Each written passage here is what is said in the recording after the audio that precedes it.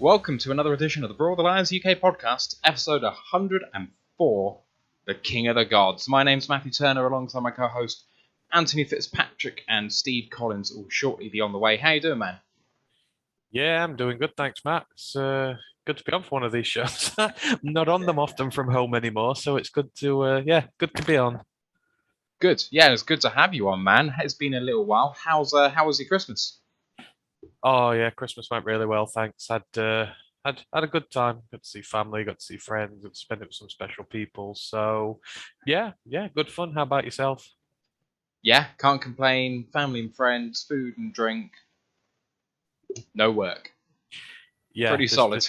there's been entirely too much food and drink, and I'm gonna have to lose a lot of weight for this combine we're doing. It's gonna be brutal, man, coming into January.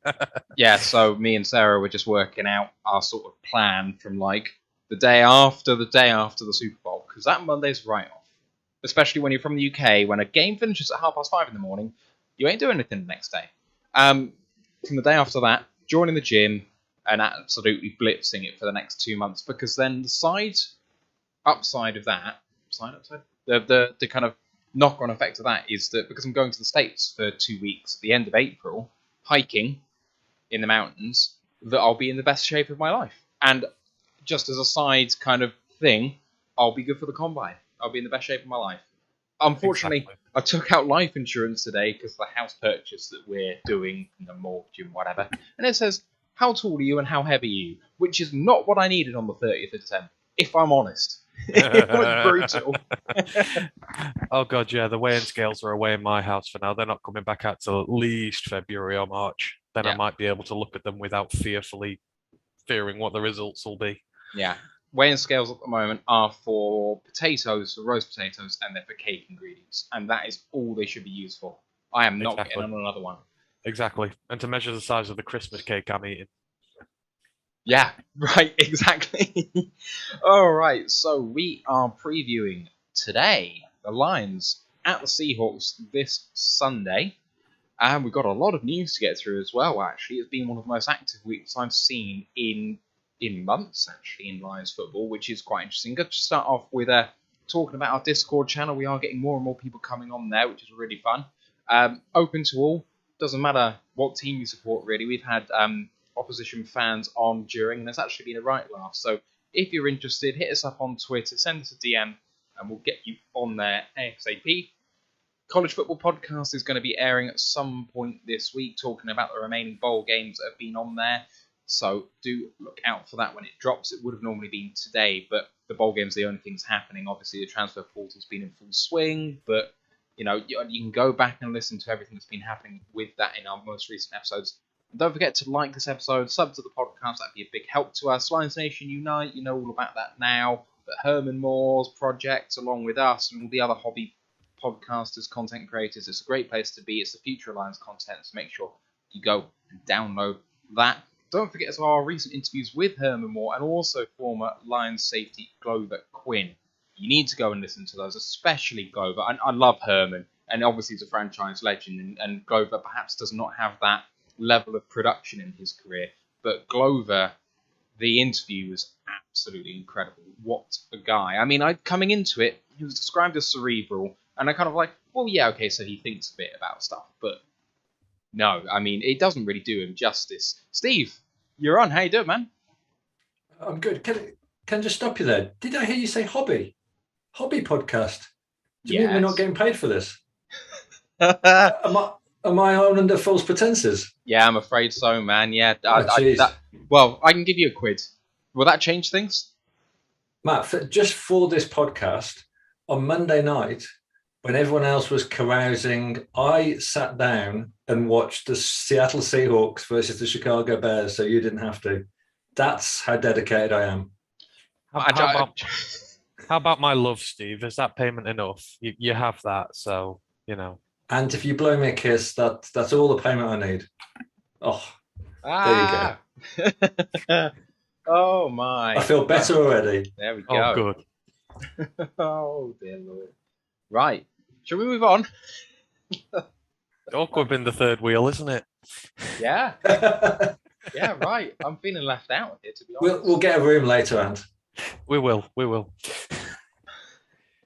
Just not watch any Seahawks games or any Bears games. That'd ruin the mood. To be honest, let's face this reality, right? Because it's something we've known for years now. The Seahawks ain't the problem there. The Bears are the worst team to watch in football, including the Jags. They are the worst team to watch in football. At least the Jags have some sort of comedy element to them. I would 100% gouge my eyes out if I had to watch a full season of them.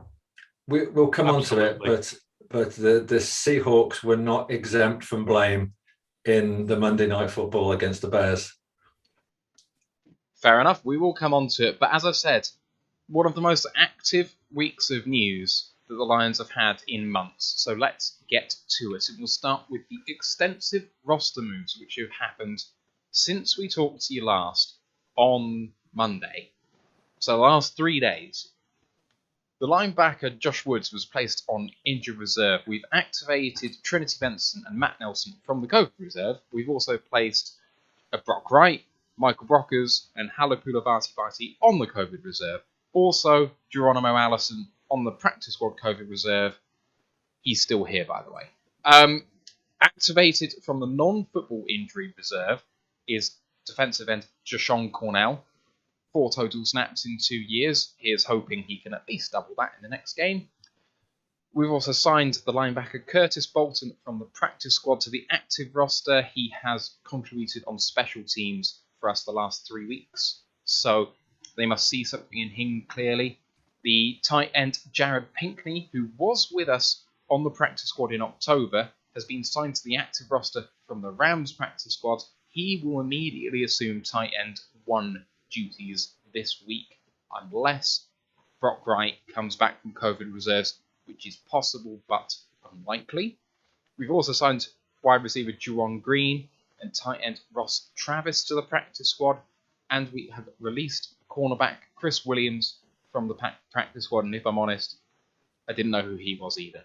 Ross Travis, worth mentioning that he's been in the league for a little bit of time now, 28 years old, 6'6", 248-pound tight end. He was at Arizona earlier this year, although just playing majority special teams play. He's also played for Kansas, Indianapolis, the Jets in his 5-year career. That's all of the roster moves, guys. Contracts and other bits coming later, but that's a lot.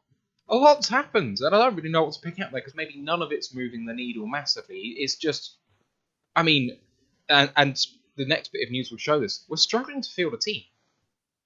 Yeah, any tight end who decides he wants to come here is seriously risking their health at the moment. I think I'd say our tight end look this year has been absolutely atrocious, and I feel sorry for these guys who are coming in. There's some kind of curse on the position at the minute. It's been unprecedented, hasn't it? The amount of retirements, injuries, all sorts that's gone off there. It's crazy that we're having to just pluck guys off random squads now. Just like, please be fit, please be able to play a few snaps. Yeah, I think a couple of things from me. First of all, Ryan McCluskey claims he's not on the pod tonight because he's feeling a bit crap after his COVID booster. I don't buy this for a minute.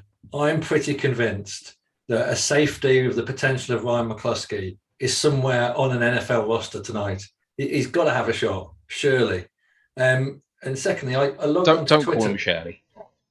I logged onto Twitter after work and just went through all of the around the NFL. We're tweeting all of the practice squad additions, and I'm going to the names and I'm like, they're making this shit up. Some of these names, just consonants. Where are they coming from? Some of these players, I don't know what's going on, but every NFL team is just digging through the coach's little black book of people that they've once played with, people that they've once seen. And I think it's a really tough spot. I mean, every sport in the UK is having the same thing. Even the darts, they're talking about calling the darts off the other day. And I think this is going to be, for any sport in the next couple of months, this is going to be the reality. It's going to be, next man up, but also who can hold a squad together. I mean, it's been really hard. Jared Pinkney coming back. I think that he didn't. Obviously, we let him go from the practice squad, so he didn't set the world on fire. And yet, we had to start in tight ends on the roster at the time he was here, and we also had Brock Wright, who we believed in at the time. So he was fighting for a tight end spot, which was taken by Jason Kabinda. And then he was beaten off the practice squad by James Zylstra, who we hope he's okay and that he actually plays again in the NFL, because that's a horrific injury. But now he's our tight end one. And, I mean, it goes to show you all these sort of vets who maybe are player number 1,000 in the list of active players in terms of quality. They keep themselves fit for the entire season. And if they can pick up a game check or two and make, I don't know, what's vet minimum divided by 17 games? You could make, I don't know, 80 grand for one game to keep yourself fit the entire year. Now, you're not going to retire on that sort of money, but it's enough to get you through a year. Like, these guys are at the sort of real scrape in the barrel, but it's going to pay off for some of these guys. See, for me, Bolton's the intriguing one here, because he's been signed up to the active roster and he's now there through 2022 as well. And if you listen to Aaron Glenn today, he was also saying of another guy he wants there in 2022, and it's the same positional group. And with the guys who are already here, it's a bit surprising, but I feel like we're seeing maybe the first hints of team building strategy for this upcoming season. And it's maybe a little bit of a surprising one, to be fair. But obviously they've seen a lot in him, and, how many guys have come off the practice squad this year or have come up from backup and have performed really well? They must have seen really something in him to be signing him through next year as well. So it's going to be intriguing to see what happens with him and whether he sees the field much towards the end of the year. But I mean, they had Philip Rivers was trending on Twitter a couple of days ago, and I was like, surely not. And I actually read the story, and they have actually had a conversation with Phil Rivers. Like, it's not a man to do anything, and they're still going, I think, with the guy was their third string backup because Carson Wentz is out of the picture. But the fact that they actually picked up the phone to Philip Rivers, who's been teaching high school football since last January, and actually had a phone conversation, speaks volumes about the kind of, I guess, contingency plans that some of the NFL teams are going to, the reality that they're looking at. So a guy who's, I'm sure Phil Rivers is still in reasonable shape, but he's no way going to be potentially ready to go into a playoff campaign. He must have had at least 3 more kids though since he broke off then. So, he might want a break from it. Potentially. I'm surprised none of our coaching staff have been called up yet. Well, Dan Campbell did mention that in his press conference, because someone asked Dan Campbell if he could, still, play a role as a tight end, and he said something like, there would be kneecaps on the field, but there would have been his because one of them would have fallen off. Oh man, fair play.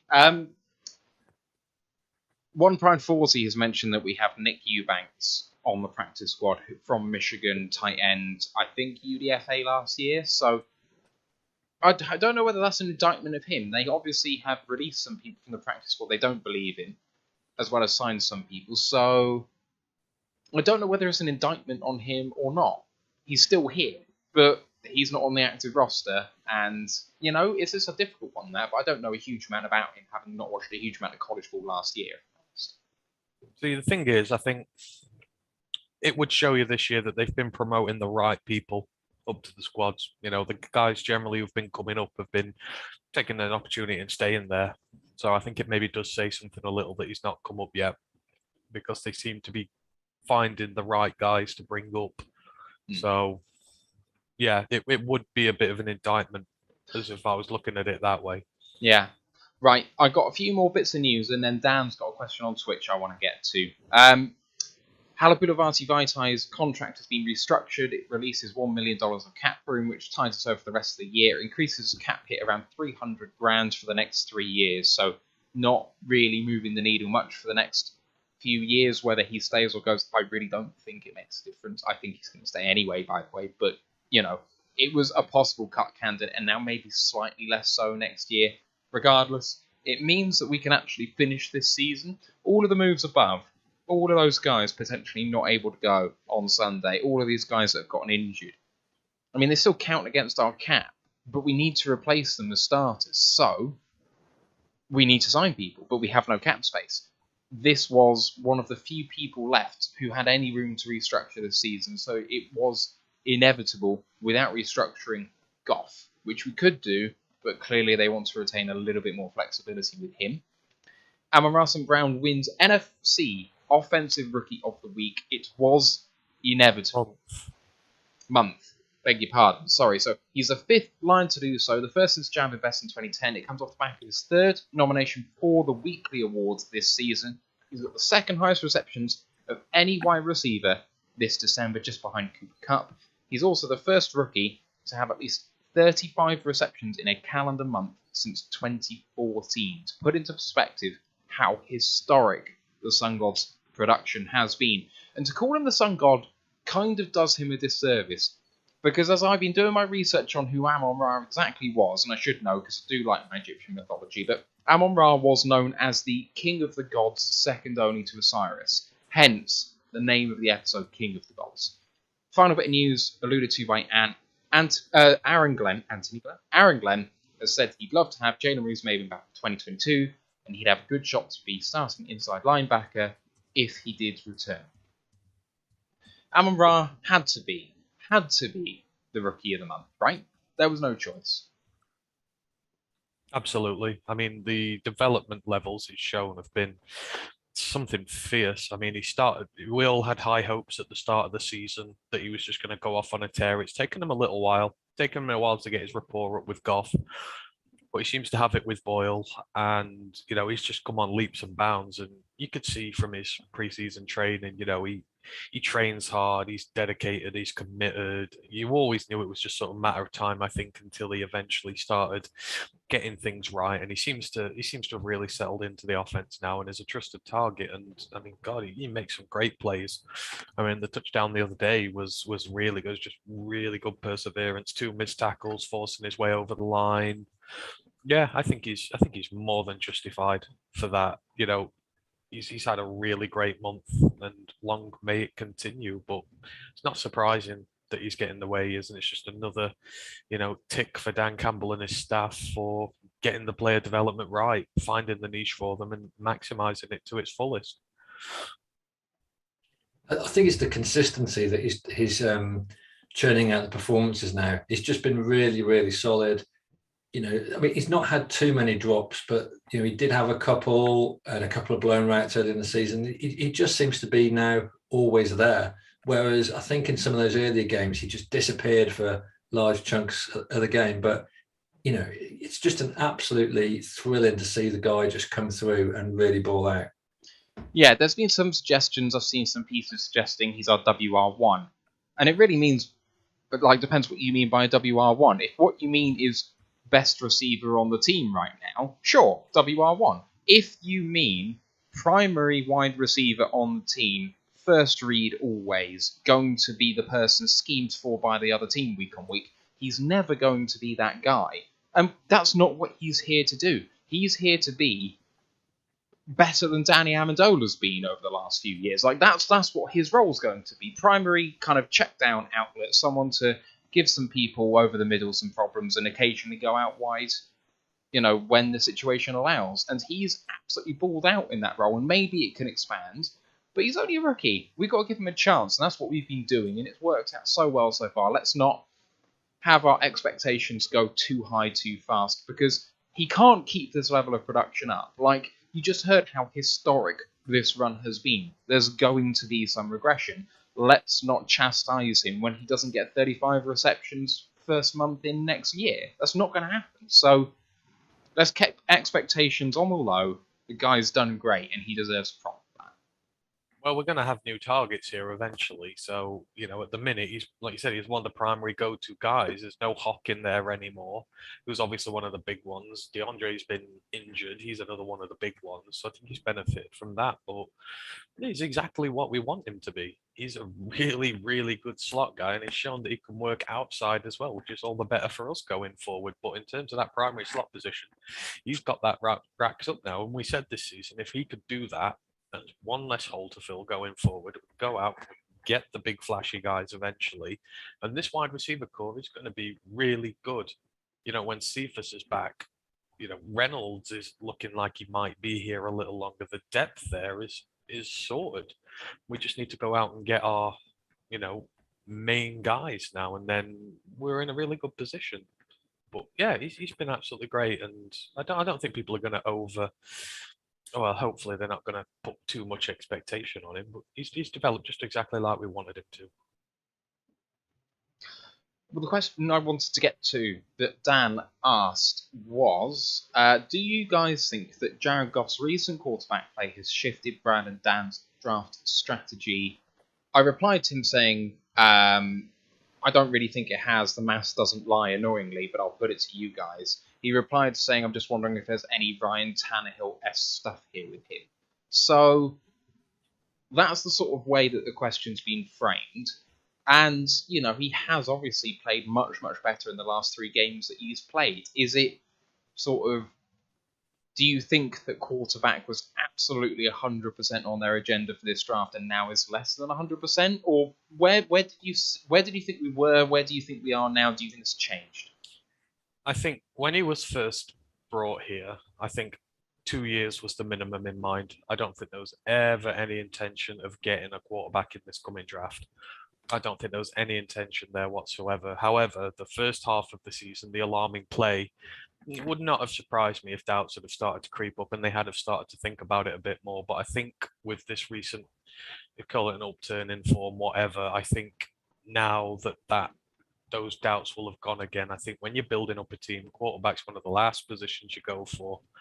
And there's some good guys here this year, but there's not an outstanding guy worth spending your massive pick on or whatever. So I think there's no inclination to get one. I'd like to get one. I think the guy I like in there, but I don't think it's shifted Holmes and Campbell. I think if anything, it's just reaffirmed to them that year 2 will be fine and they can worry about other positions this year as opposed to quarterback.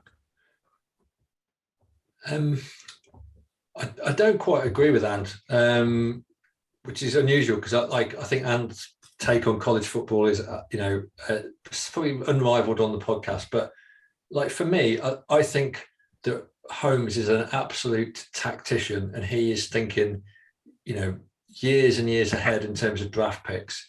And I think he will have, I guess, probably strategized what next season looks like. And the problem that we've got, if we follow kind of that mantra that Ant's laid out, what happens if we finish 7-10 or 8-9 next season? We are going to be mid-pack for a QB. And as we know in the NFL, you've always got 5 or 6 teams that, could be tempted to trade up. Steelers, if it looks like Roethlisberger might be calling it a day. So all of a sudden, out of nowhere, the Steelers have just been added to the list of teams that are after a QB, and there will be more, and there'll be injuries and all sorts of different permutations. I think with the amount of draft capital that they've got, I never thought that a QB pick with their first pick this year was on the cards. I completely agree with Ant when it comes to that. I think that they're definitely going to look for another chess piece, and it's not at QB. But Goff has been. We took on Goff to be a serviceable QB to support the rebuild for the next 2 years, and for much of this season, he's been shocking, and he's kind of undermined the efforts of the rest of the team. However, and I was very much pro Goff when he started. I gave him a chance. He really struggled. What we've seen in the last 3 or 4 games is we have seen a resurgence, but it's a resurgence where he is now back to being a serviceable mid-pack QB. He's not looking like a top 10 QB. He's not looking like a Mahomes or a Josh Allen. He's looking kind of like average, but someone who can win a game if he needs to. But in terms of the draft capital we've got this year, I think he will use that second pick, or maybe a second round pick, on a QB that can sit behind Goff for 12 months. And if the wheels come off Goff at any point, might be able to step in, but certainly, has the benefit of working with no pressure, not having to throw a new QB into the league straight away. And that's such a gift for any NFL team to pick a QB and then sit him for a year, or just, introduce him in, small snap situations. It seems to me crazy that they wouldn't do that. So I think if as the board plays out this year, there's a QB at the bottom end of round 1 or the top end of round 2 that they think has got some developmental room, I think they'll absolutely go for him. I tend to agree with Steve, but I think, having watched the draft this year and the way that they explained everything, they hammered home so much the idea of best player available. And I don't think that's smokescreen. So what I think they'll have on their list of needs is developmental quarterback. I do think that will be on the board. If one doesn't fall to a position of value, I don't think they'll take one. But if one does, I think they will jump at it. And I don't think that'll be at 1-2. But it could well be at 1 Rams. It could be at 2-1. It could, or 2-2, or whatever it is. And it could be further down. It really depends what they consider the values of those quarterbacks to be and where they're picking. Because if that quarterback is, for them, the best player available at the time, they will take him. I'm 100% on that. It's just the way that they've done things. They haven't been afraid to double dip at positions. They haven't been afraid to take draft picks in positions that we're already strong in. They're not shying away from that sort of thing at any other position. So why quarterback should be different with a player that, for me, still does not have a long-term future here? One more season and he's gone. And I don't really care how well he does next year. I think he's just definitely gone. But I wouldn't be surprised to see them not take someone because they consider someone else to be the best player available every single time you pick. So I still think it's fluid. I think that Goff playing well the last 3 weeks has maybe made the urgency less. But not by much. See, I think that's the case. It's value in these quarterbacks this year.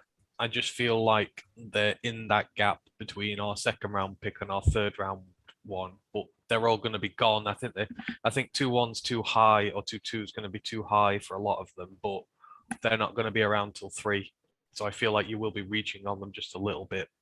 And, I think there'll be a few gone possibly by the time it gets to the Rams one anyhow, the ones who you might be more sure of doing so. I mean, if Carroll and Howell are off the board, then certainly you've got a massive choice to make. Then it's a big gamble. And I'm with you. I think I looked at what Holmes did last year, and I don't see the strategy there where there's going to be a QB in play for what he wants and what he does. Because his strategy completely took, I think, a lot of us back last year, the way he did it. And I think they're going to build outwards now. I think that offensive line's ready. The defensive line maybe needs a little bit of help. The linebackers certainly need some help there. I feel he's got to continue building outwards that way. And then the flashy receivers and the flashy quarterback will come probably the year after. I think the thing to look at for me is look at last year's draft, which was supposedly one of the strongest for QBs, and look at what's actually happened to those first QBs picked. So you've got Trevor Lawrence at 1, really struggled at the Jags, and not just in a struggling Jags team, but he struggled himself in terms of his form.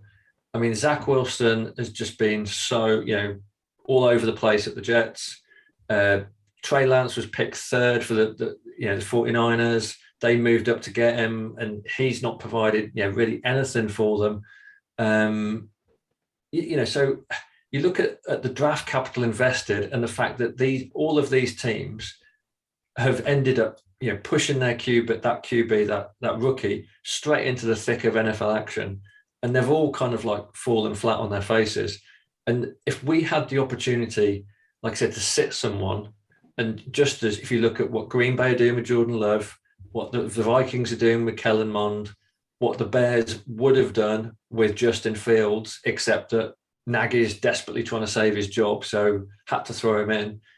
That's the strategy that for me is the win.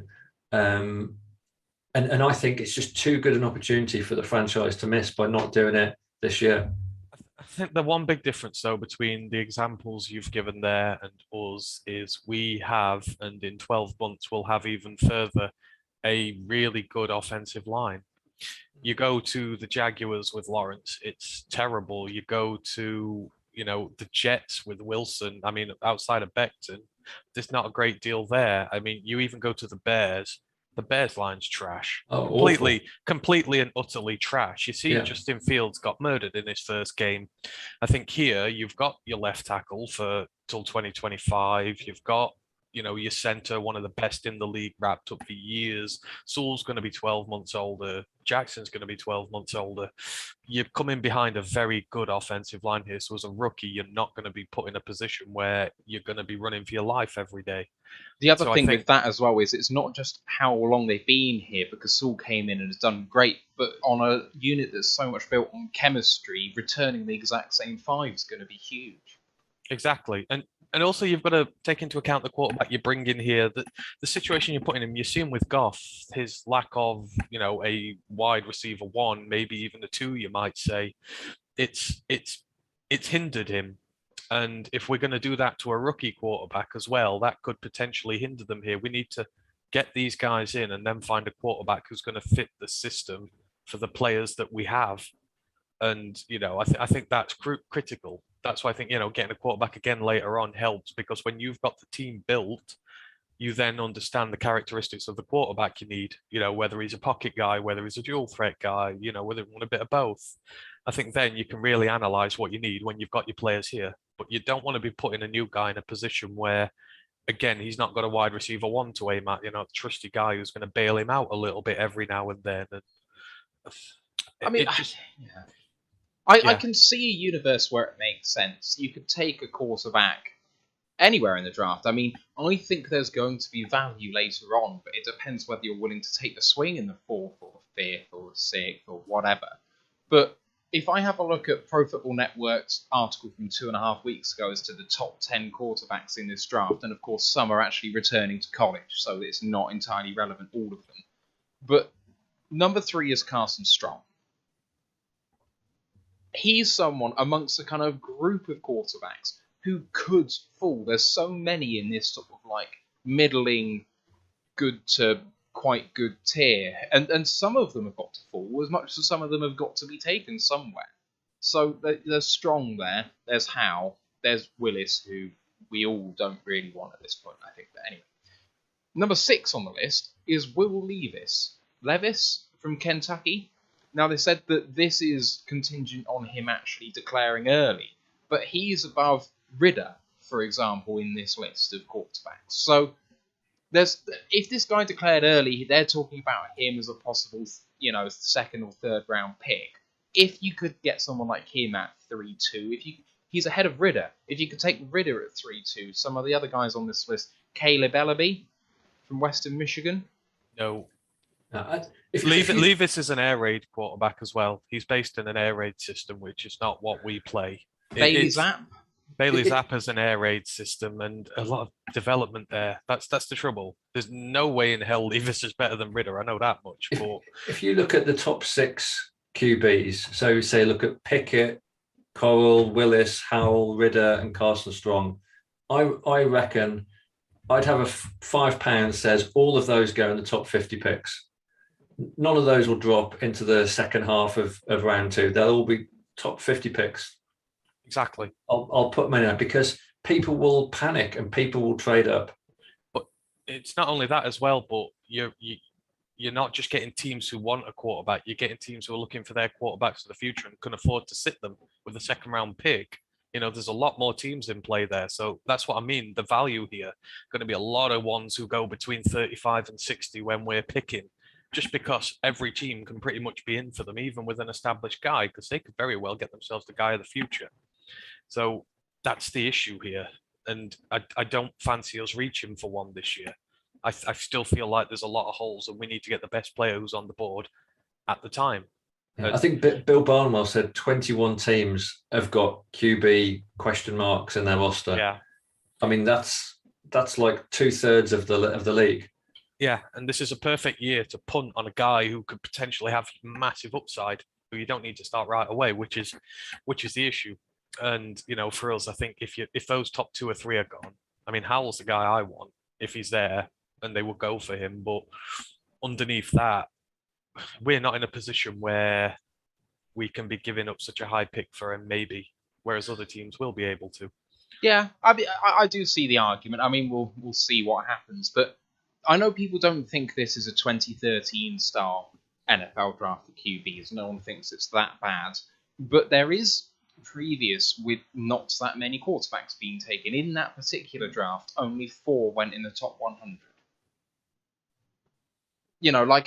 It's not unprecedented that not many get taken. Now, I think that actually quite a few teams do need quarterbacks, at least backups, if not starters. So we'll see what happens. But by this time on the rumour mill, we've normally elevated some quarterbacks above where they should be. And that hasn't happened yet. And that's weird. You'd expect the train to be running almost full steam at this point, because there are teams out of the running looking at the draft now. Exactly. And I think as a hot take here, I think there could potentially only be one guy who goes in the first round. I can very easily see that happening. Being Carroll or Pickett? No, being Carroll. I think it could be a situation where he's the only one. I mean, Pickett's age counts against him for a first round pick. But I can see a scenario where one of them goes. I mean, especially with the amount of edge rushers on the market, etc. Receivers as well. Receivers seem to be popping up into the first round. I think you see a lot more than you might have thought before with them. A lot of guys, especially in the 20s, who are going to go on receiver. Okay, so fantasy GM, just for one second, just indulge me, right? So say we take Hutchinson or Thibodeau with our first pick. Yeah. And the Rams pick, let's say we're picking a... Well, let's put in Carl Aptis just so Ant doesn't cry. Steve, carry on. So say the Rams pick is, say, 29. Yeah. Okay. So we get down to pick number 28, and Sam Howell and Matt Carroll are still on the board, but the Tennessee Titans are picking at 28, one ahead of us. What do you do? Sorry, can you repeat the question? I was just repeating, replying to someone on YouTube. So we've picked an edge rusher with the first pick. The Rams pick's going to be the 29th, but the Titans are at 28, one ahead of us. And we get to pick 27, and all of those QBs are still on the board. What do we do? Like, say Howell's the one that you really want, and he's still on the board at 27, but the Titans are picking at 28. I let it run. Just let it. I let it run. I really like him, but I'm not giving up capital for him because we've got so many holes we need to fill. And Pittsburgh, but the Titans will be the team that pick a QB. Pittsburgh will take the QB. No, but I mean, higher. They'll take a QB. They'll take Pickett or someone higher up, surely. Well, if they do, though, they'll be picking at 18, maybe 17 if they don't get into the playoffs, and they could get in the playoffs. Carroll will go top 10. The Steelers are currently down to pick at number 15. 15. Yeah, Carroll will go top 10, so I think he's gone by then. And I think Howell's the next one to go. Anyway, I've got one question from Ken, and then let's move on from this because we've got 3 months of it, and it doesn't need to be decided right now. Ken Stauder has asked a question, and I have replied undrafted. I just want to make sure our expert agrees with me. JT Daniels. He'll go back to college. He won't declare. There we go.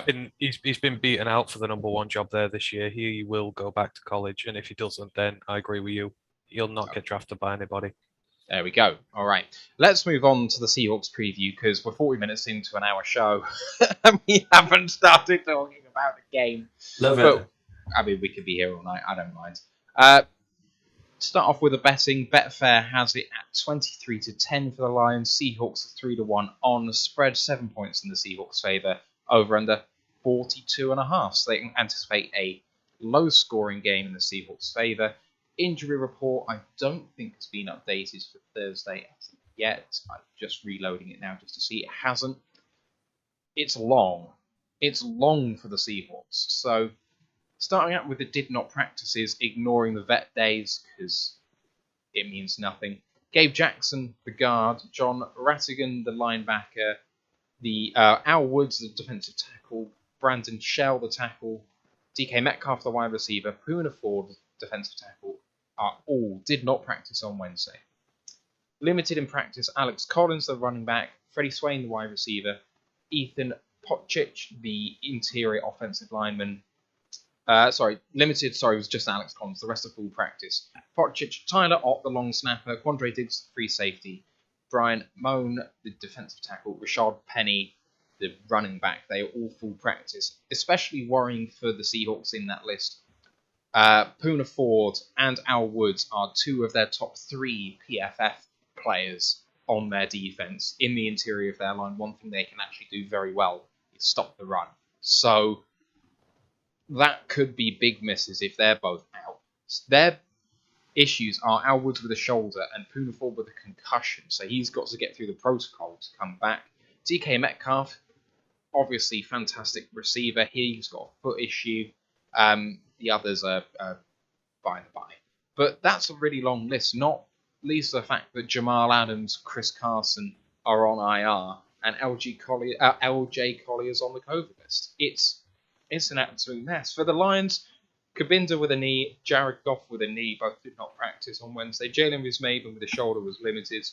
Julian Aquara and DeAndre Swift both full practice. Looks like Swift is coming back, boys. What do you make of that so far? That's a lot to take in for the Seahawks. It's a really beat-up team. They've had a rough year. They've had a really rough year. But, I mean, it's going to be, their first losing season in, 10, 11 years. So I think it just seems like a bit of a blip season for them. But certainly as far as we're concerned for this one, they're not to be feared. They're to be respected. I mean, there'd be a day when you play the Seahawks and you would fear them. I don't think you do that anymore, but obviously you've got to respect the talent that's still in there. There's some incredible players, but it is a beat-up team which ain't going to the playoffs. There's a lot of pressure up there, and we have none. We have absolutely zero pressure on us in this game, especially if Goff ain't going to go again. And we've seen in previous weeks that teams succumb to this pressure. We don't have anything to prove. We just got to go out there and play the best we can. And these teams who have pressure on them, they don't always come through. And despite there's nothing to play for, this is a thing of pride for them. If they lose to us, then that really caps off their season in dismal fashion. So, I feel confident about this one. I feel confident more than I have in recent weeks, just because I know how our team's playing. It's playing incredibly well. It's one play away from winning another game last week. It's just about there, even with all these rookies and backups in. And yeah, I'm no fear of the Seahawks team whatsoever.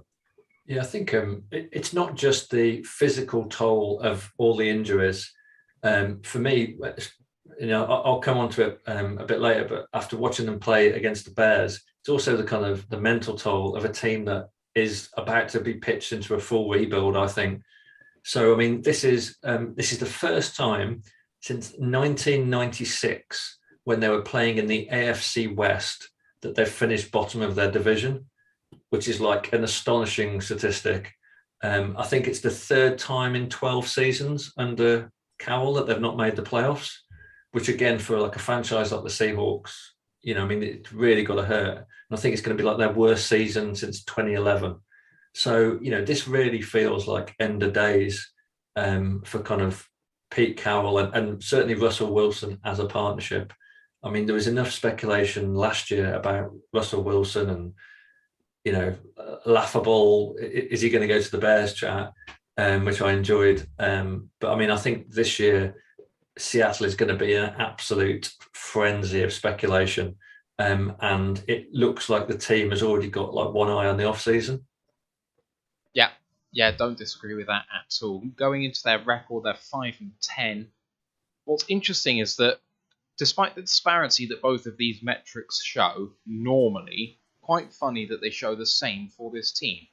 Pro Football Reference and Football Outsiders both put the expected win-loss record at 7.5, 7.5 each, which means that the Seahawks are one of the unluckiest teams in football according to both of those metrics. Now, when we looked at the Falcons, when we've looked at games previously to that, they often have massive disparities. So the fact that they're aligned on this means that I actually have some confidence that it might be true.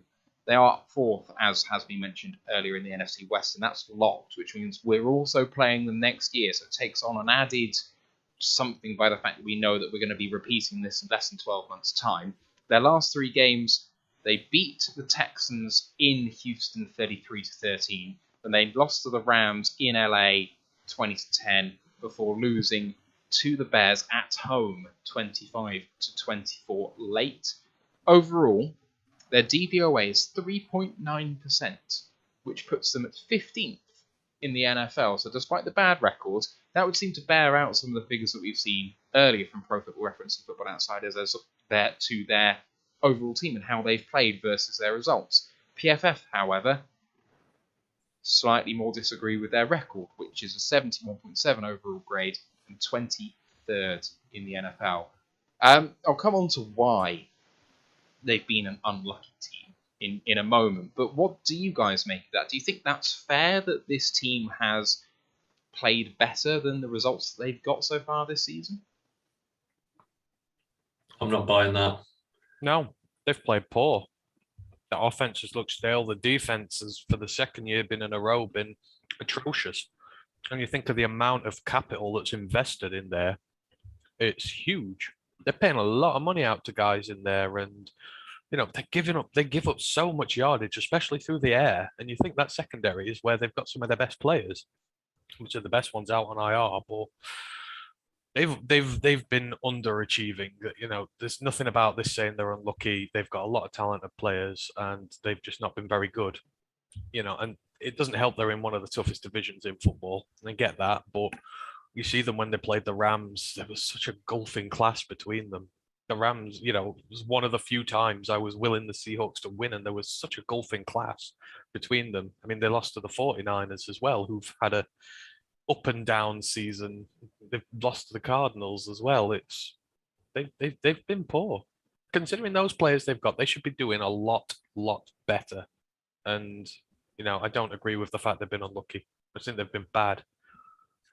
Yeah, and I think some of that has got to go on to Pete Carroll in terms of his ability to get production out of the talent at his disposal.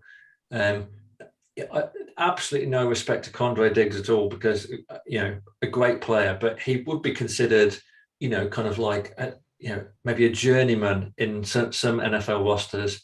He's certainly not a star in the same way as some of the other players on the roster, and he's completely outperformed everyone else in the secondary, even the bigger names. And to me, that there's something wrong with that. DK Metcalf, again, like one of the poster boys of the league. I mean, his performance against the Bears was just absolutely shocking.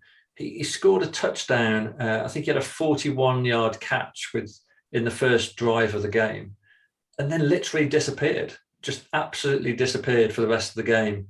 He wasn't injured. He was still playing snaps. But, I mean, I think he had one more reception after that. It was almost as though he'd said, I've got my highlight reel. I've scored my touchdown. I've earned my bonus. I'm just going to take a snooze for the rest of the game.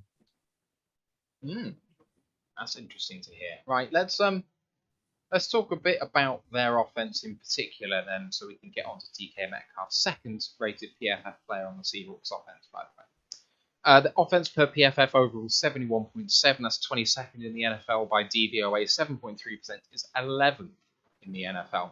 Scored 306 points, that's 20.4 a game, which is 20th in the NFL. 289 attempts in the passing game, 289 completions on 440 attempts, 2,971 yards, 23 touchdowns, 6 interceptions, 6.1 net yards per attempt. That puts them second in interceptions given away, second fewest, but only 31st in attempts, so they've not thrown the ball very much. What's funny is that in the rushing attack, they've got 342 attempts for 1,607 yards, 4 touchdowns, and 4.7 yards per attempt. That yards per attempt is 5th in the NFL, but again, they're 31st in attempts. Now, normally when you see someone have a very low attempts in passing, well, they normally have the corresponding opposite in the throwing game, or in the running game, or vice versa.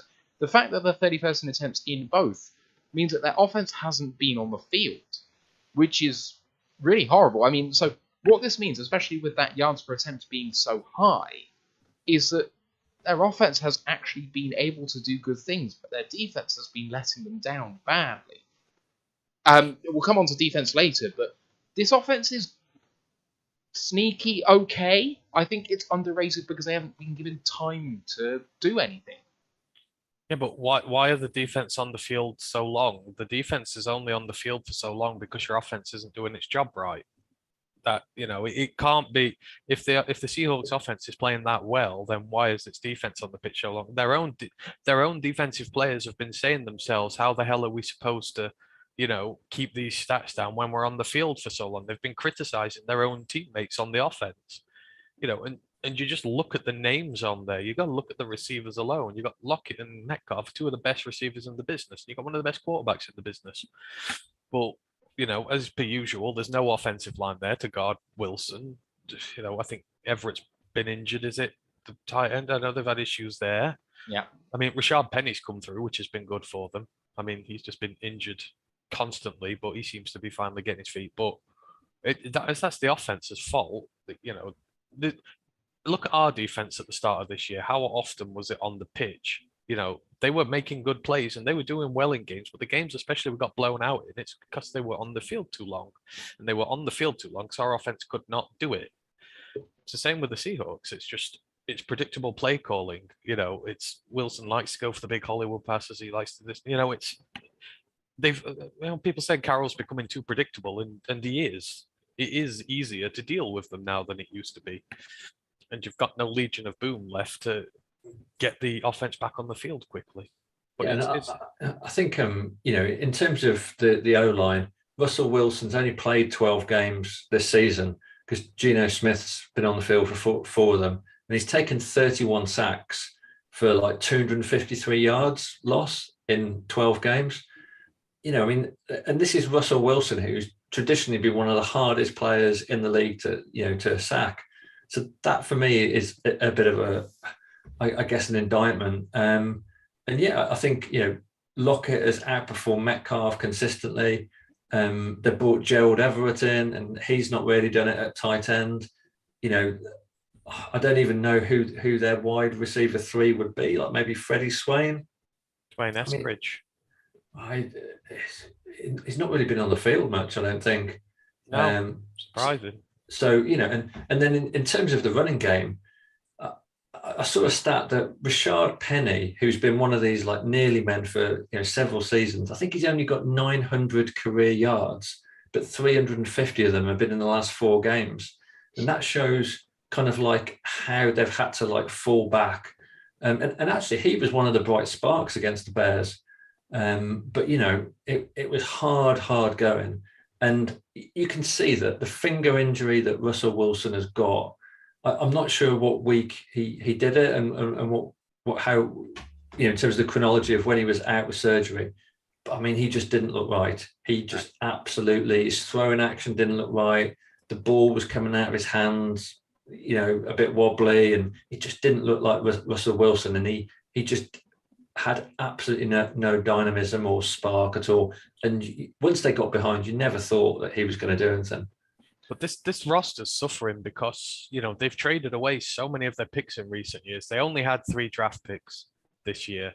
It was a 3rd, a 5th, and a 7th, I believe it was. So you've got no rookies coming through. You're going to have a problem with deals going down the line because, you know, you've got a lot of vets on your book. And I think they're missing some of their big picks again this year. So in terms of them being able to try and roll over the roster and recreate it and reload it, they've struggled because of that as well. You can't go through a draft with 3 picks, and they've not really done a great deal outside of that. No. I mean, not good for your long term.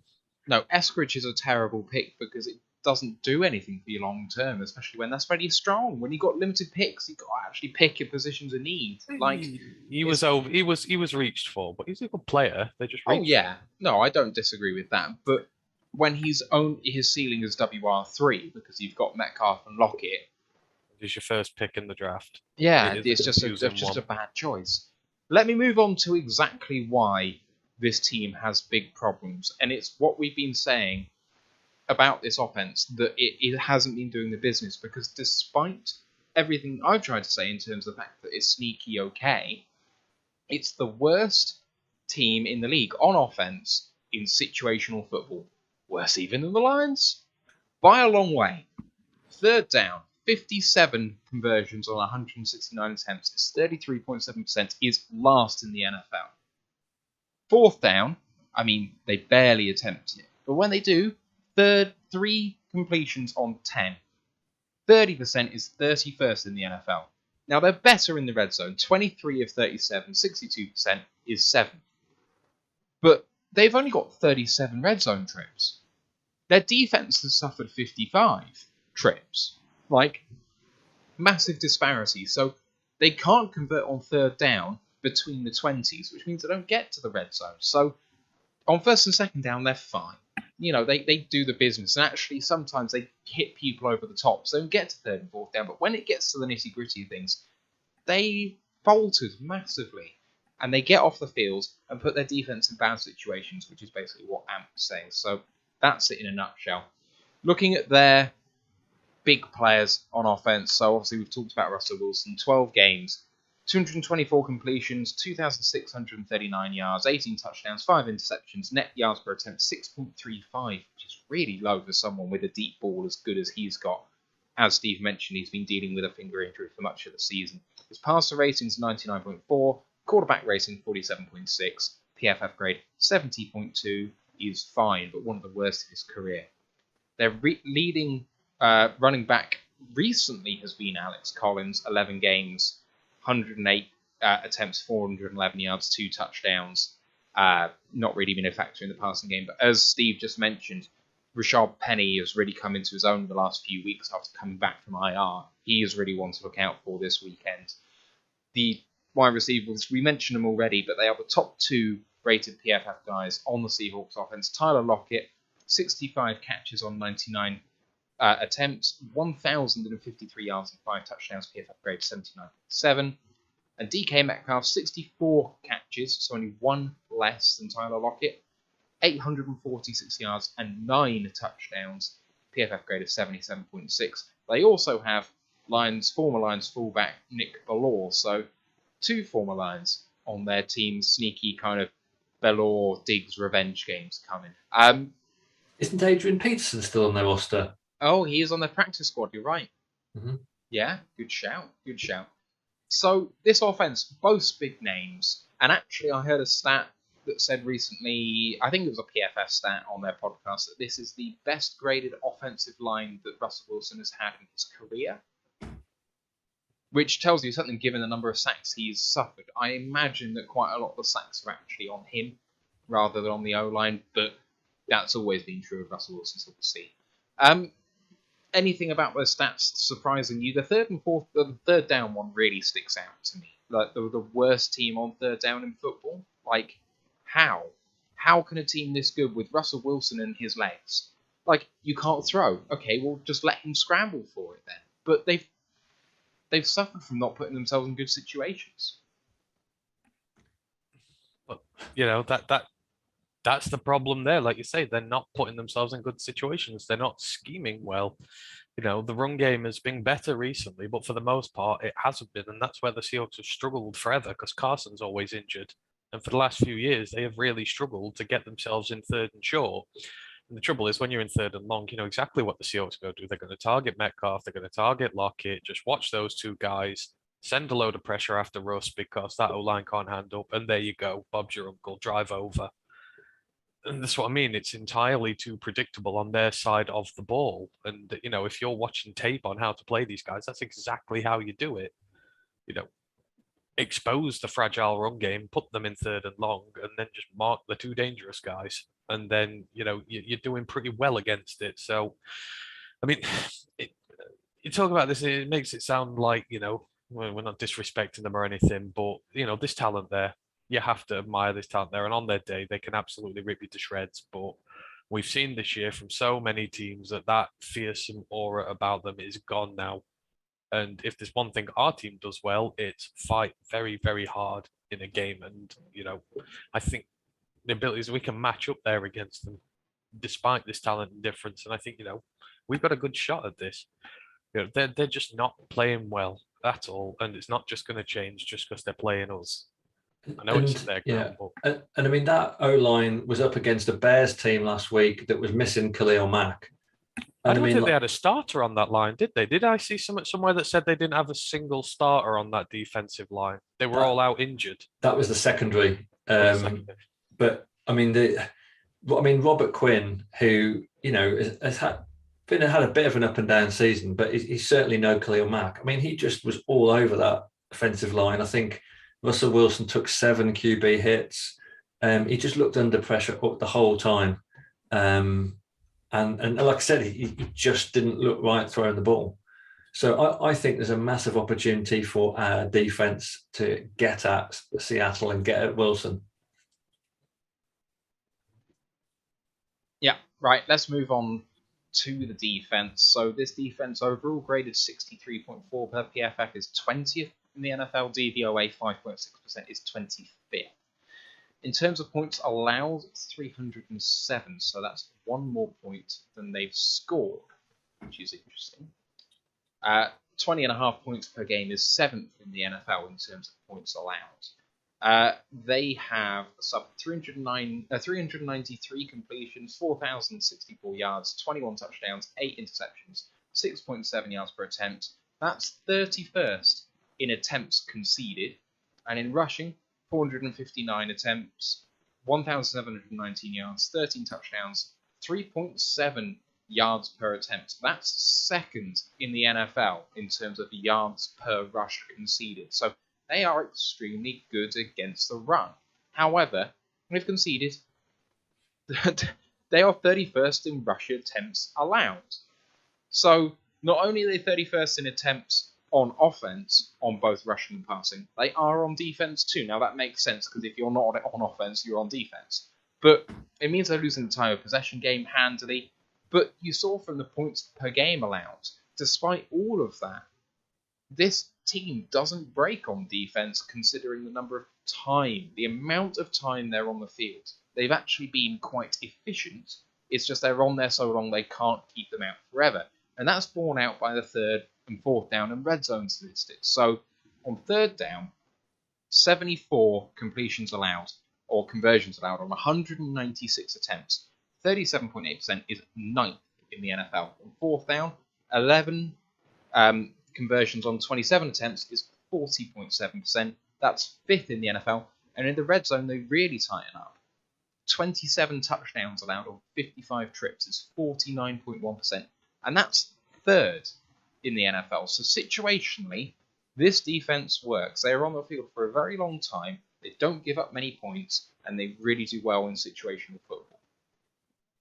Yeah, I think that the big surprise is the performance of the secondary this season. And if you think about the fact that the Seahawks should be picking at 6, but they've given that pick to the New York Jets because of the Jamal Adams trade.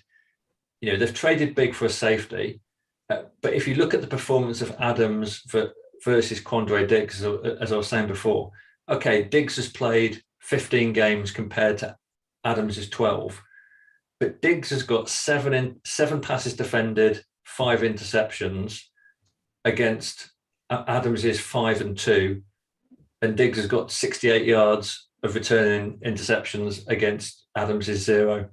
So when you think about the draft capital that they've given up for Adams, I mean, he's just very middle of the road in terms of his actual production. Whether there's some intangibles there in terms of people don't want to throw towards him, and that's why Diggs has maybe benefited, I don't know. But I tell you, against the Bears didn't do it, as you rightly said, the Bears did not do it on the ground. And the Bears have got like a reasonable running attack. It was Nick Foles moved the ball. Nick Foles, consistently moved the ball against them. And he was able to make 2 big plays in the red zone that cost them, the Seahawks the game. One which was a contested catch where he threw it up to Jimmy Graham, and Jimmy Graham out jumped the corner. And the other was on the extra point play, the 2-point conversion, where he threw an absolute pinpoint ball.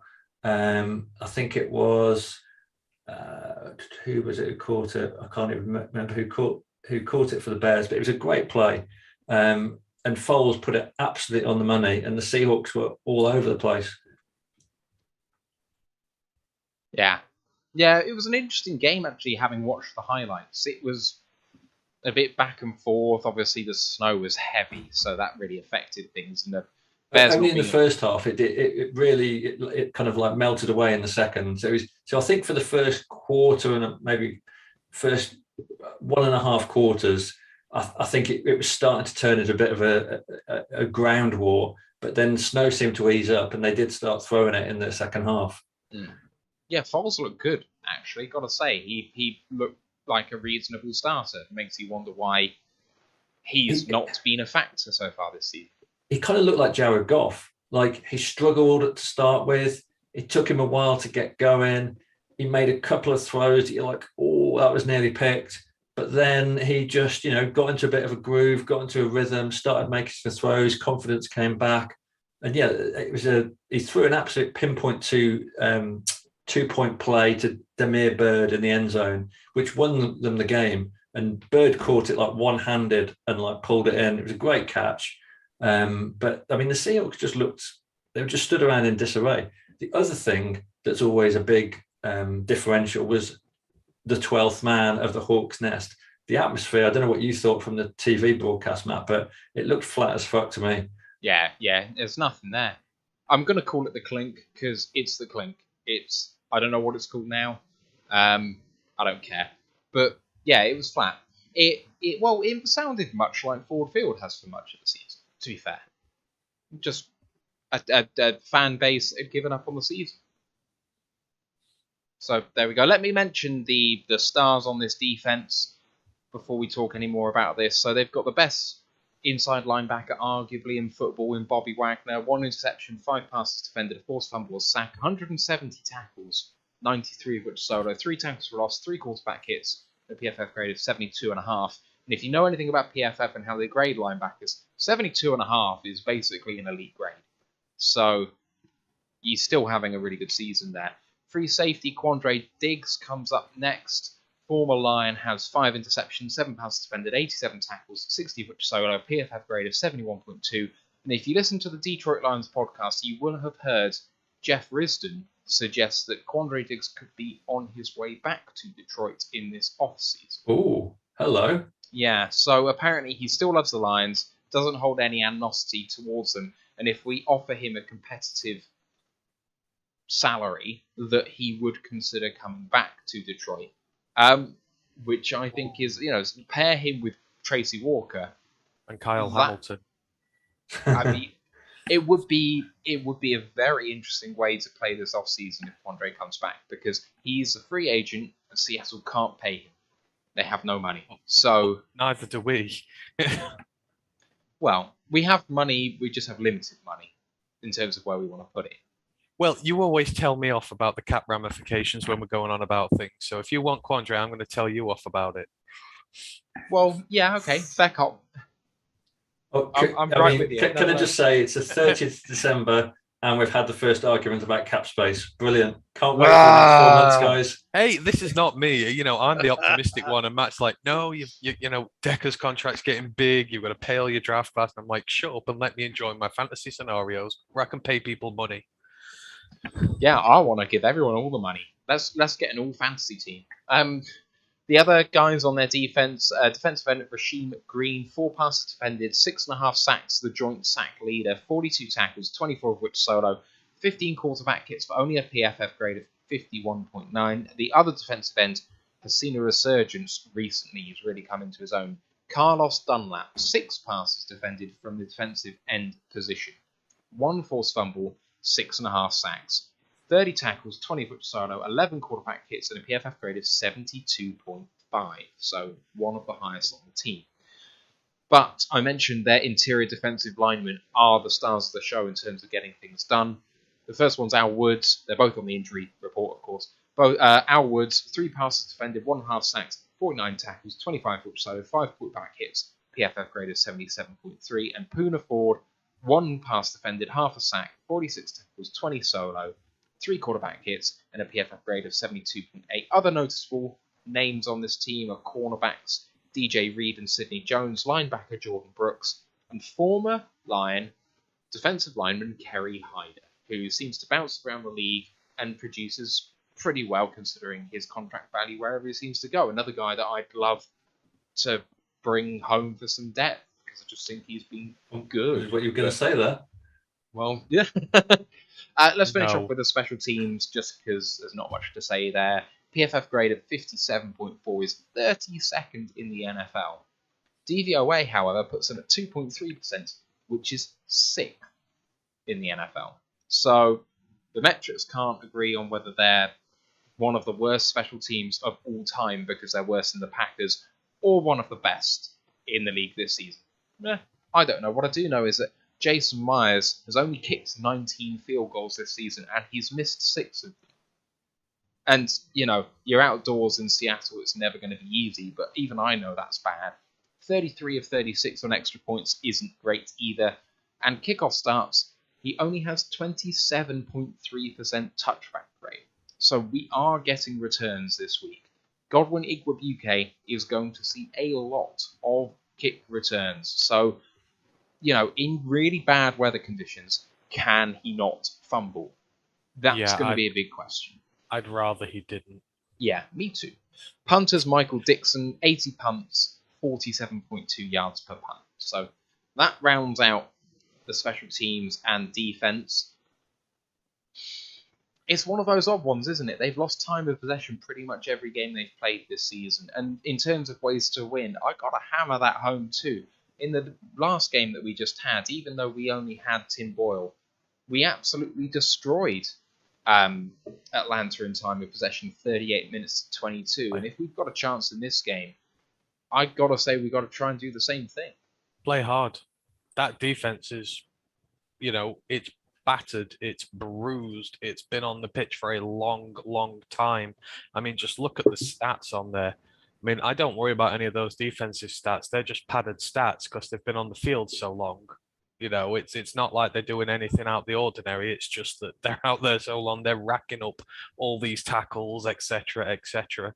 So just go at them, do what we do. Long, methodical drives, 6-7 minute drives. Obviously try and finish them off with more points, but just wear them down and break them and keep Russell Wilson on the sideline. That's where you go. And, you know, we've shown that we're capable of doing it. We've got our game plan together now. We know our offense, we know our offensive strengths now. It's run the ball, get to third and short, convert. And we've got the added bonus that a lot of times we go for it on fourth down as well. And even if we don't go for it on fourth down, we do because we pull out the fake punts. We pull out the playbook. It's really hard to battle our offense, you know, especially if the running game's working well. Our offense is a nightmare to deal with just because we keep going for it and going for it and going for it. And I'd just like to say, you probably discussed it earlier on the pod this week, the thing now saying that the Lions are the most successful team at going for it on fourth downs in the entire NFL. You know, I've advocated this from day one. The players have shown personal development because they've been put in tough situations. They've been asked to convert fourth downs so many times now, and what that does to your players is it creates character, puts them in tough situations and forces them to rise up and deliver, and they are doing. And what that's done now is given our offense an even better edge. Because even if you're in those third and short situations, you don't convert, you can still feel relatively confident that they're going to go for it and they're going to make something good of it. And opposition defenses just will not get a rest from it. Well, you've always got Jack Fox for that fake punt. Exactly. He throws a beautiful ball in there. So, you know. Yeah, I mean, I'm just waiting for Jack Fox to come out on third down. Yeah, just put him in shotgun. Put him in shotgun. Just play it up, and you know. Or never mind that. Just come out in punt formation and just be like, "Come at us. We're gonna throw a fake punt here, and it's still third down." Watch the wide receivers very carefully. Yeah, right. No one's gonna fall for that again. I think for me, the only thing I saw that was a threat coming out of that Seattle defense was, I mean, Carlos Dunlap was a problem all game for the Bears. He absolutely terrorized them. He was always making plays or putting pressure on, and he's not the best edge rusher in the league, and maybe that says something about the Bears O-line. But I mean, he certainly looked up for it, and he was certainly the one player that was like getting the crowd going and getting the rest of the team going, because he looked like he wanted to absolutely decapitate Foles. But from the rest of the defense, I didn't see much to worry us. Yeah, it's one of those weird ones, isn't it? It's a sort of thing where I'm like, okay, so we've got Decker and Saul, so he might get one sack, but I won't give him any more than that. And yet, if we've got Tim Boyle at quarterback, him getting sacks really isn't something that we should be worrying about particularly much. Not because it won't happen, of course it will, but we're not going to win and lose because of quarterback play if Tim Boyle is the starter. We're going to win and lose because we win time of possession and we win on the ground. Because if Tim Boyle is starting, we're probably not winning it through the air, or if we are, he's game managed it to hell, which is exactly what he did last week, to be fair to him. So I think you're going to see a game of more of the same for last week. I think that, apart from Dunlap, I'm not worrying about their D-line, much like the Falcons. They got a little bit to them in coverage, but not particularly much. We need to win up front. If those defensive tackles play, we've got to see the interior of our line win up front, push the line back a little bit, and allow Jamal Williams to get some more success on the ground like he showed last week. If we can do that, we can win the game even with Boyle in a quarterback. Well, that seems a bit harsh. I think Boyle had a really good game. I don't think we won we would win in spite of him. I thought he made some good throws and the offense moved well. If he didn't make that one bad pass at the end, and Dan Campbell himself has said he should have given him pre-snap to monitor what the defense was doing, we'd be saying what a good game he'd had. So I think it's a bit harsh to say in spite of him. But that's the thing with the NFL and the QB. It's just that it is that one bad pass in the fourth quarter that kills the game, and that's what so many QBs are judged on. And we've seen it from a lot better QBs than Boyle this season, where I mean, just look at how Baker Mayfield went to pieces against the Packers the other day, just making the wrong call at the wrong time. And that's the problem with Boyle, is Boyle has got this reputation as someone that can always throw a pick. So it's almost like there's just going to be that lack of confidence, and that might impact how we scheme the offense and maybe slow us down where we should be a bit more aggressive. I think the thing with Boyle is that in this game, two things were true. He definitely played better than almost everyone expected him to play. He didn't play well. Like, he completed some passes that he wasn't completing earlier on in the season, especially in pre-season, but also in his other start. In his other start, he had, 80 passing yards or whatever it was? He was certainly better than that. He was making some throws on time to the places they need to be. None of them were 10 air yards or more, really. I don't think, apart from maybe that one late in the first half. No, that was a different game. I don't think many of them were more than 10 yards down the field. So, check down Merchant, but did that effectively. And that's good. We need that in order to be able to win games. I'm not knocking him for it, but they weren't special throws either. There were a couple of turnover-worthy plays that weren't converted. I especially remember one pick in the first half that should have been that didn't happen. And then obviously he did throw the pick that did happen. And he did miss some other throws which a more competent quarterback, a starter-level quarterback would have made. Did he look starter-level? No, he didn't. But he also impressed me compared to where I thought he would have been. And both of those things are allowed to be true. And I think that a lot of fans forget that he's never going to be more than a backup. And he's gotten better, and that's really good. Like, he showed me enough that I thought that he could be re-signed as the backup as long as it was at that minimum.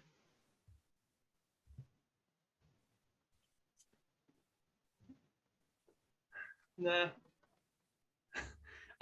I think the discussion about a backup QB becomes a lot more relevant when you've got a starting QB that you absolutely kind of believe in. But surely the whole point of a backup QB is someone that if your QB1 not only gets injured, but also has struggles with form or has like a nightmare, half or quarter, you want to be able to put the backup QB in.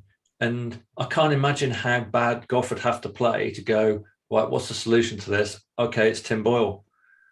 Well, we saw how bad Jared Goff can be in this season. It couldn't have been much worse, and they didn't turn to Tim Boyle. Yeah. But it all comes down to efficient use of resources, which is a phrase I have used a lot on this podcast this season. I will continue to use through the off-season because it's true. Do you want to pay a backup quarterback a lot of money to do nothing for the majority of the season? Because I hate that idea. I'm sorry, but if your starting quarterback goes down, season over. And if your quarterback goes down for a couple of games, you want that backup quarterback to give you a chance of winning that game in an isolated game here or there. Beyond that, do we want to go back to paying the likes of Jeff Driscoll and that $4 or $5 million, whatever stupid amount it was? Oh no, Driscoll didn't get paid that much. He was on minimum. No, I'm not going to have Chase Daniel. Absolutely. Chase Daniel. Do we want him again? No, we don't. Absolutely not. But I don't think that is the case in the modern NFL. If your starting QB goes down, the season's over. I mean, Nick Foles has proved that with the Eagles. Yeah. Oh, yeah. Raymond's gone on the COVID list. Oh, flipping heck. I just seen that Goff hasn't practiced today. Oh, that really hurts us. That's knocked the wind out of my sails a little bit. Oh, you got Reynolds. You got Reynolds and Amon-Ra. Do we have Reynolds? Josh Reynolds. Yeah. He'll be in. Yeah. Not wrong with him. I don't know why I thought that he was on the COVID list. No. I don't think so. Okay. All right. Or if he is, then he can be off it in time. But yeah. Okay, fair enough. I mean, Reynolds and Amon-Ra by themselves. No, Josh Reynolds is on the list. Oh, but I think they said he'll be back. He's vaccinated and he'll be back. So he went on Monday, and Risdon said he can come back, but again, it's like the previous week. Even though the protocols have changed, it is potentially difficult. Might happen, might not happen. But let's just say it's going to be a wonderful day for whoever's got Amon-Ra in their fantasy team in the finals. You say that, but if all the attention is on him and they get to take him away, what do you think these guys are going to worry about? Carroll Hodge? I'm sorry, he caught the fake punt and he did fine. But Trinity Benson's back, thank you. Oh, no. Now we're breaking out the big names. Oh, Jesus Christ. Let's not end on a surge of negativity because it's been all positive so far. So let's just pull ourselves out of this nosedive. Okay, Come on, Matt. Ways to win the game. Ways to win the game. 30 seconds each. We can do that. Steve, go. Lions win. Why? I think we have to try and establish a running game. I know that the Seahawks are tough against the run, but we can't just rely on Goff or Boyle.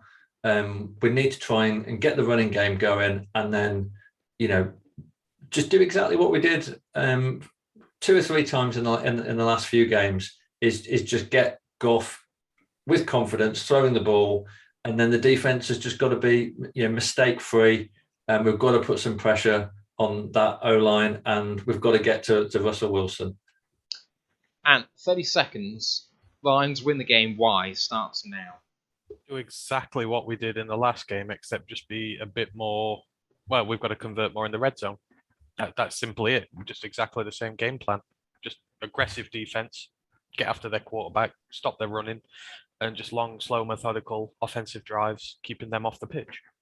Exactly the same, but better in the red zone. And I think having DeAndre Swift back and being able to use him as a pass catching receiver as well as a running back, for me, that's the scheme that potentially wins us the game. I want to go to what SW Line has been talking about all year, which is 2 back sets, because Swift is not a good running back. Sorry. We've been doing that more, though. We have been doing it more, but we need to do it a lot more. When Swift is on the field, he is one of the worst running backs in terms of efficiency in the entire NFL. Well, he's not a power back. We've tended to use him as a power back. Yes, we are misusing him. That's absolutely true. But it's also true that he still hasn't evaded the pressure that he's felt. He's got one of the lowest broken tackle rates in the NFL on running plays. But how many of those are running up the gut on when we've already abandoned the passing game? Yeah, okay, that's true. Again, like I say, we have been misusing him, but we haven't exclusively used him as a power back, and he still hasn't done it on the stretch plays, the outside runs, zone runs.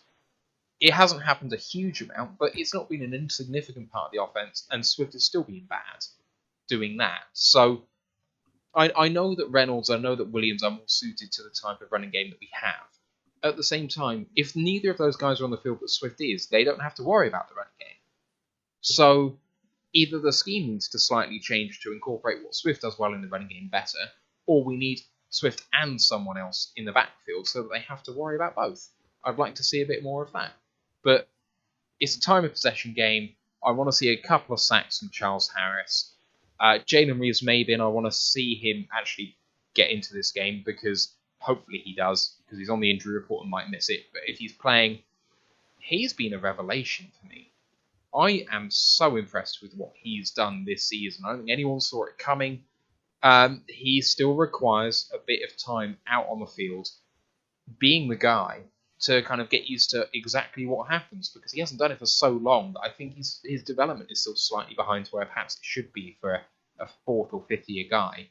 But he's done fantastically, I think, considering where he's been regarded by Lions fans the last 3 years. And I look forward to seeing him being good in coverage and being really good against the run in this game, because Rashard Penny's going to get a lot of work. And Alex Collins is going to get a lot of work. And we're going to need to be sharp for that. Because we all know that as much as let Russ cook was a thing last year, the only reason why it was a thing is because Pete Carroll loves to run the ball. It's what he wants to do. And they're going to try and do it to us. So, JRM, I want to see have a big game.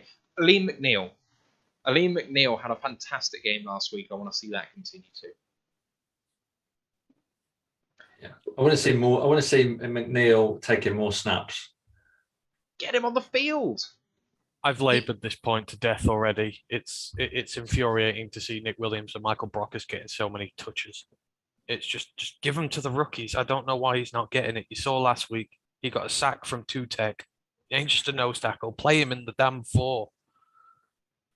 Yeah, he can absolutely, definitely play that role. And with Brockers being on the COVID list, and with it only being yesterday that he was put on, seems unlikely he's going to play. So, big opportunity, hopefully, for Ali. Unless, of course, that gives more snaps to Levi Onwuzurike, who has not been good. Sneaky has been bad. I'd see either of them. I'd put the two of them together and just let them go hell for leather. Only 2 games left. Give them the playing time. Yeah, absolutely. Right. Anything else you guys want to get off your chest? No, I've got a dash, so... Yeah, we've kept you for too long. No. An entertaining bit of early draft talk. Absolutely. It's coming. It's coming. That draft talk, 3 months of it. It's coming. I think it's 4 months. It's 4 months of it. Well, wow. Give us it for the college pod. We need some material for the college pod now to keep us going. So get your draft talk on over there. Yeah, absolutely. I mean, so Steve, if I remember rightly, last year we don't have to follow this pattern, but last year, in between the end of our season and the end of the season, we focused on the Roar of the Lions annual award show, which is coming back very shortly after the Lions have finished their season. So we're going to need to get in nominations on a particular week, and then we're going to need to do awards the week after. We had a look at a season review episode, which was an entire week. We dropped down to 1 episode a week, of course, as well. And then we have a look at the rest of the NFL in terms of the free agents that are finishing, the players that are still playing, Super Bowl previews, just because it's still happening and it's fun to talk about. And so by the time the Super Bowl runs around, then you've got your 3 months. Yeah, I think talking draft before the Super Bowl, you're just prolonging the agony. We've got so long to talk about the draft. Oh, So sweet, let's sweet enjoy though. the playoffs. Enjoy from a neutral point of view. The playoffs are going to be wild this season. No one really knows who's going to win. There's no clear Oh, the stars. Chiefs. The See, Chiefs. that's all well and good, Steve. But some of us have a show to do which revolves around the draft now. So unfortunately, this is our modus operandi now. I'm going to spend in the next 4 months watching tape. Eesh. Yeah, there we go. And my thoughts are with you. Well, you like my tape sessions, don't you? I break it down well, so at least you'll be well informed. Absolutely. The AF sessions. Right, I'm going to dash, guys. Got so a dash, I shall... and we're going to dash too. So, yeah. Prediction? Oh, Lions going to. All the pressure's on the Seahawks. They're not playing well. There's no pressure on us. We're going to play hard and fast and loose. I think we can get a win there, and I hope we do. I think we are going to lose 2017. Oh, I'm going Seahawks win 13-6. Just think this has got That's awful a game low-scoring slog of a game. Yep. Well, bad weather, good defensive line, stopping the run on their point. Okay, stopping the run on our point. Not much else to focus on in terms of offense for them. I think it could be a snow game again. Yeah, I think so too. I think they said it was going to be 39 degrees or something Fahrenheit, which is what, freezing? So 2 or 3 degrees centigrade, yeah. Yeah, so it could well be. Apologies, Ken, for the lag there. I think that was exiting the room which caused that, but there we go. Anyway, time for us to sign off, I think. Any more questions in chat, or is that everyone? There's lots of chat going on, but I don't think actually questions for us. It's all draft chat. Hutchinson, Thibodeau, guys, we've got Karlaftis. 4 months. Let's calm your tits with the draft talk. But it's the Lions Super Bowl. This is where we win. We have to talk about it for months. And you despair of it, but this is where we did really well last season in terms of listenership numbers. When other podcasts go away, this is where we come into our own, because we've been on it for the last few months already in terms of looking at college. And so we've got a head start. If you want draft knowledge, it's here already. So as much as you may despair of it, it's all good. It's all good in the hood. The only good thing about draft talk is it's marginally more interesting than cap space talk. Oh, cap space talk, $40 million, but 50 with Trey Flowers, and $15 million for the rookies. So we've got $35 million, and I'll stop because I know I'm... Oh, look, we've lost listeners. Oh, man, I'm sorry, guys. Right, who has a cat with a cable in its mouth? I don't know, Ken. I don't know whether that's a joke or not. That's quite psychedelic. Who has it? Oh, is that to do with your cat behind you? This? Uh-huh. I don't think so. I don't know. It's I got this at Thanksgiving, so it's on every seat in Ford Field. I don't know. I thought it was pretty cool. Very good. Yeah, a little keepsake. I couldn't actually get into the team store while I was there, which is a bit of a pain because it was the state championships the next few days after the game I went to, and I couldn't get in during the game because it was chocker. So sad times. We'll have to go back. We'll have to go back next year.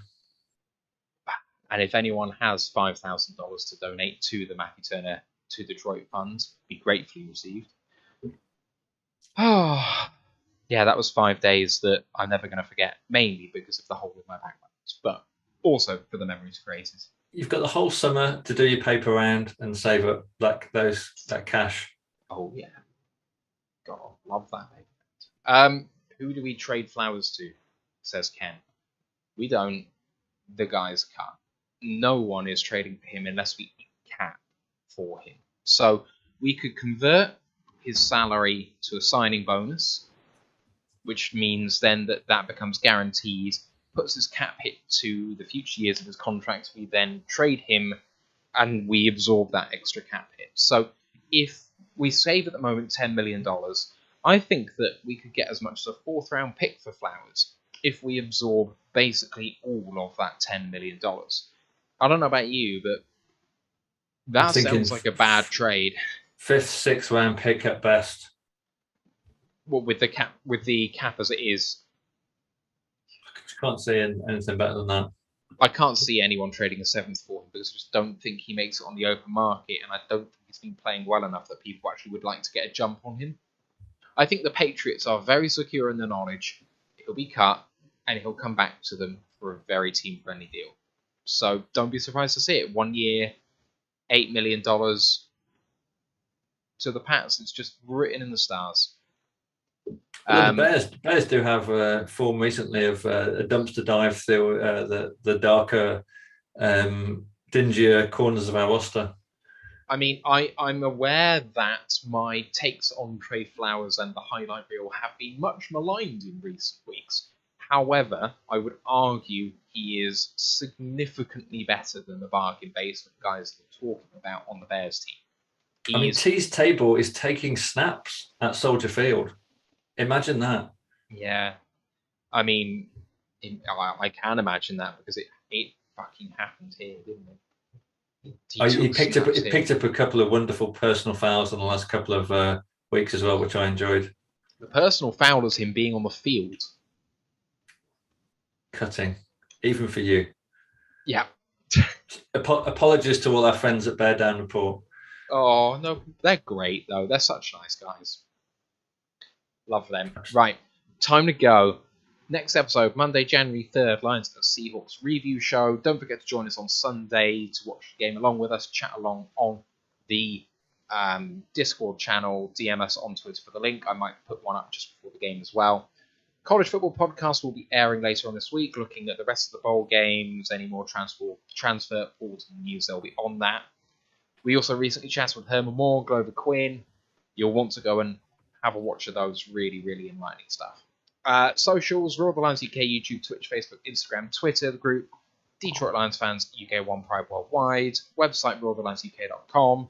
Please take the time, just a moment, to like the episode on YouTube and sub to the podcast if you haven't done already. Makes a massive difference to us. One, in terms of the algorithm and how that works, and boring crap that I won't go into, but makes a big difference in terms of who can find us, but also just tells us we're doing a good job, which is really nice to see. You know, the positive reinforcement is something great. Just like to take a moment to hope, wish that you guys have a happy new year, that you have a good New Year's Eve, that you don't take it to too much excess, or maybe you're staying home because of the pandemic, in which case, just get really drunk. That's fine. Drink responsibly. Hope you have a good one too, Steve. Cheers. Stay away from the Rona, guys. Get your boosters. Yeah, right. Yeah, we'll see you again on the Royal the Lions UK podcast. We can win this game, even with Tim Boyle. Let's go, Lions. One pride. One pride. Fuck the Packers.